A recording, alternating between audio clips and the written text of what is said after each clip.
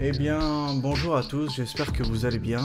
Aujourd'hui, nouveau Thread Horror, à commencer par la première chose horrifique de cette vidéo, c'est ce bouton.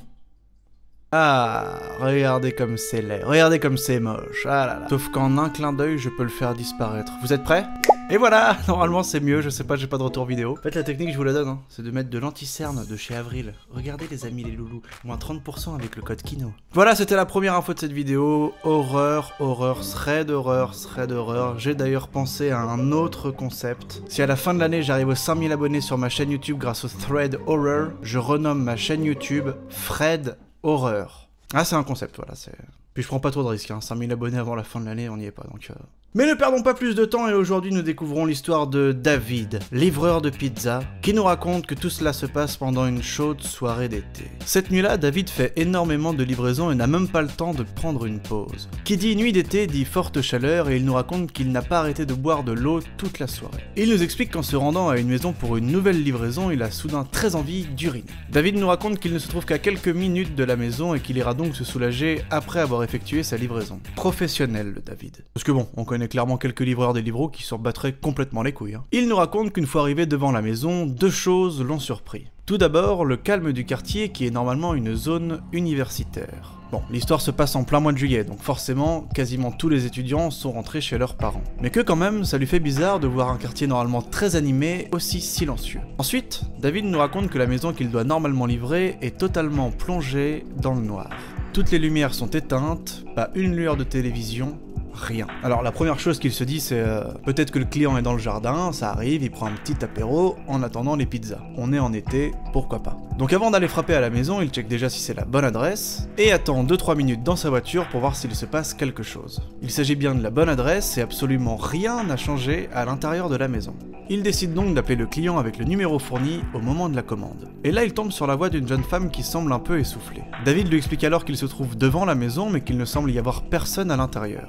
Ce à quoi la jeune femme lui répond qu'en effet, elle n'est pas chez elle. Trop relou. Je veux dire, tu commandes une pizza, t'as deux choses à faire. C'est attendre et rester chez toi. C'est quand même pas compliqué, putain. D'autant plus qu'il nous raconte qu'il a tellement envie de pisser que là, il commence à perdre un petit peu patience. Donc là, il dit à la cliente bon, eh bien, je vais devoir mettre fin à la commande, j'ai un délai de livraison à respecter, et en plus, vous avez indiqué sur la commande que vous désiriez payer en liquide, ce qui va être compliqué si vous n'êtes pas là. Tu sens que c'est un vrai pro, David, hein. Il parle très bien, et il a complètement raison de dire ça à la cliente, même si bon... Pizza, pas pizza, tout ce qu'il veut, lui, c'est aller se soulager. Hein. Ah, il y a un truc beaucoup plus urgent à faire, ça c'est sûr. C'est faire pipi. Un gros pipi. Un bon petit pipi. Il nous explique qu'au téléphone, la jeune femme a l'air vraiment très gentille. Qu'elle s'excuse et que ses excuses ont l'air vraiment très sincères. Qu'elle lui dit qu'elle n'a pas vu le temps passer en étant au boulot et qu'elle fait le maximum pour arriver chez elle le plus vite possible, 5 minutes, max, promis. Là, David raconte sur le forum qu'en l'ayant au téléphone, il a reconnu sa voix, qu'il l'avait déjà livrée quelques fois auparavant, et qu'elle avait toujours été très gentille avec lui. Et donc, il s'était peut-être un peu emporté à cause de son envie pressante. Il lui dit donc qu'il est désolé de s'être emporté, que c'était à cause de la chaleur. Oui, la chaleur... T'as vu comment il est pro un peu? Moi, j'aurais craqué, mais direct, hein. Vous êtes là dans 5 minutes? Mais c'est super, mais moi j'ai envie de pisser. Donc si je vous vois pas d'ici 5 minutes, je pisse sur les pizzas. C'est un ultimatum.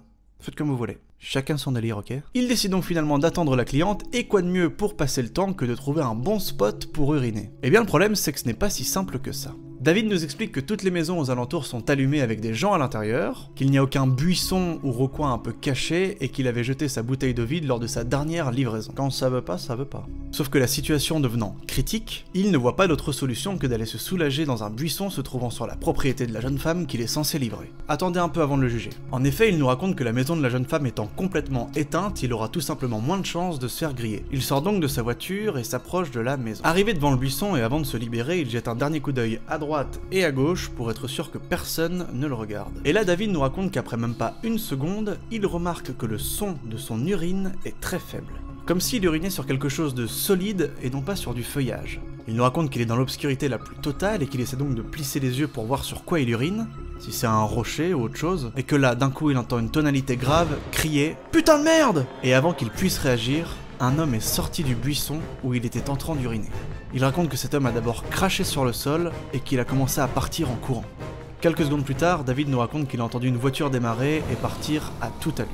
Alors, la situation peut prêter à rire avec du recul, mais là où ça devient inquiétant, c'est que David nous raconte qu'il a pu apercevoir la silhouette du gars qui partait, et qu'il a pu voir que le gars était habillé avec un sweat à capuche noire, et qu'avec un temps comme ça, ce n'était pas bon signe. David nous raconte que plutôt que de fuir ou de crier, son esprit a tout simplement essayé de trouver une solution rationnelle à ce que faisait cet homme-là dans le buisson. Il nous raconte que peut-être, derrière le buisson, se cachait l'entrée d'une cave ou autre chose. Il est en stress, il fait ce qu'il peut. Il décide donc d'allumer la lampe torche sur son téléphone portable, fouille un peu dans le buisson, et là nous raconte qu'il trouve un sac à dos légèrement imbibé de son urine. En ouvrant le sac à dos, David nous raconte qu'il tombe sur un grand couteau de cuisine, un rouleau de scotch et une boîte remplie de pilules. Suite à cette découverte, il rentre immédiatement en état de choc. Il se fait 1000 scénarios dans sa tête, tout en réussissant en restant focalisé sur l'objectif principal, retourner à sa voiture. Il a donc laissé le sac à dos où il l'avait trouvé, est remonté dans sa voiture, et a roulé le plus loin possible avant de s'arrêter des kilomètres plus loin sur le parking d'une pharmacie ouverte 24 heures sur 24. David nous explique qu'il a réussi à se calmer en quelques minutes grâce à des exercices de respiration. Une fois sa lucidité retrouvée, sa première question a été « Qui est-ce que j'appelle ? La jeune femme ou la police ?» Alors, très rapidement, David se dit qu'il doit d'abord prévenir la jeune femme, que c'est elle en priorité qui doit savoir qu'elle ne doit surtout pas rentrer chez elle. Sauf qu'au moment de composer son numéro, il se dit, et si en réalité, il n'y avait jamais eu de jeune femme ?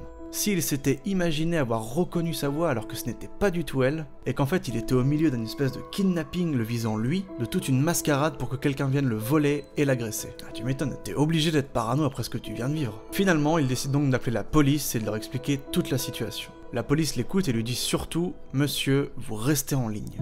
Sauf qu'évidemment, pendant l'appel, il reçoit un appel entrant du client. Mais étant donné que la police lui a demandé de rester en ligne, il décide d'ignorer l'appel.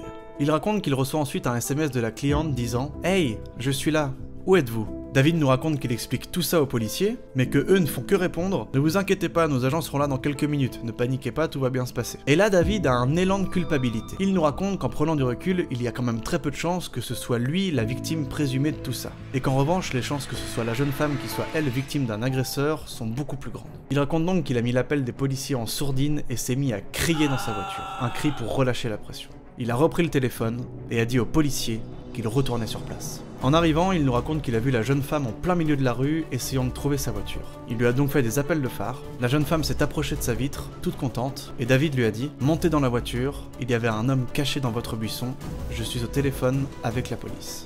La jeune femme est alors montée dans la voiture de David sans plus d'explications, et David lui a tout de même montré son téléphone pour bien lui prouver qu'il était en ligne avec la police. Ils se sont donc garés dans un endroit indiqué par les forces de l'ordre, en attendant d'être rejoints par ces derniers. Une fois la police arrivée, David nous raconte qu'il a raconté tout ce qu'il avait vécu à un policier, et que la jeune femme témoignait un peu plus loin ce qu'elle avait vécu à une policière. David nous explique plus tard la raison pour laquelle la jeune femme est montée dans sa voiture sans plus d'explications. C'est qu'à partir du moment où il a dit « Un homme se cache dans votre buisson », qu'elle a compris directement de qui il s'agissait. La jeune femme avait un ex-petit ami violent, également atteint de troubles psychiatriques. David est finalement retourné à son travail, et nous explique qu'à ce jour, il ne s'est toujours pas remis de cette horrible expérience. Moi, ce qui m'a le plus marqué dans cette histoire, c'est le moment où il raconte qui est-ce que j'appelle, la police ou la jeune femme.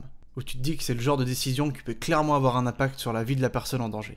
C'est horrible, beaucoup trop de stress. Voilà, c'est la fin de ce thread d'horreur les amis, de ce frais d'horreur peut-être bientôt. Si ça vous a plu, n'hésitez pas à laisser un petit like, un commentaire, abonnez-vous également à la chaîne, et je vous souhaite une très bonne semaine. À très bientôt.